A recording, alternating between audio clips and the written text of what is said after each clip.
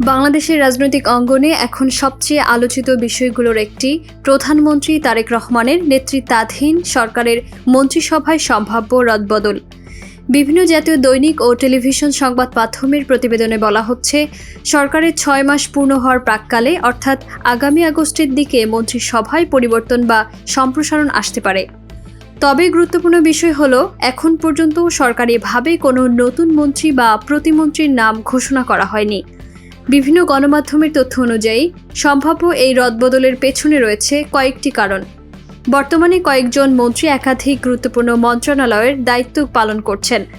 কাজের চাপ কমানো, প্রশাসনিক কার্যক্রম আরও গতিশীল করা, দায়িত্বের ভারসাম্য আনা এবং সরকারের কার্যকারিতা বাড়ানোর লক্ষ্যে দায়িত্ব পুনর্বণ্টনের বিষয়টি বিবেচনায় রয়েছে বলে রাজনৈতিক সূত্রগুলো জানিয়েছে।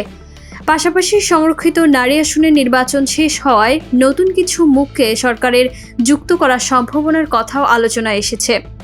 এদিকে দেশ রূপান্তর, যুগান্তর, প্রতিদিনের বাংলাদেশ, বাংলা ট্রিবিউন, সময় নিউজ এবং এনটিভি সহ বিভিন্ন সংবাদ মাধ্যমের প্রতিবেদনে কয়েকজন জ্যেষ্ঠ নেতা ও সম্ভাব্য নতুন মুখের নাম আলোচনায় এসেছে। তাদের মধ্যে রয়েছেন ডক্টর আব্দুল মঈন খান, সেলিমা রহমান, বরকতুল্লাহ বুলু এবং ব্যারিস্টার আন্দালিব রহমান পার্থ। এছাড়া টেকনোক্র্যাট কোটায় সৈয়দ মোয়াজ্জেম হোসেন আলাল, হাবিবুন্নবী খান সোহেল সহ আরও কয়েকজনের নামও রাজনৈতিক মহলে আলোচনা হচ্ছে। তবে আবার উল্লেখ করা প্রয়োজন, এসব নাম কোনো সরকারি তালিকা নয়, এগুলো কেবল বিভিন্ন গণমাধ্যমে প্রকাশিত আলোচনা ও রাজনৈতিক সূত্রভিত্তিক সম্ভাবনার অংশ।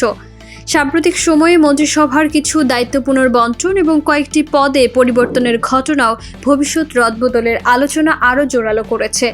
বিশ্লেষকদের মতে, প্রশাসনিক দক্ষতা বৃদ্ধি, রাজনৈতিক ভারসাম্য রক্ষা এবং শরিক দলগুলোর প্রতিনিধিত্বের বিষয়গুলো সরকারের বিবেচনায় থাকতে পারে।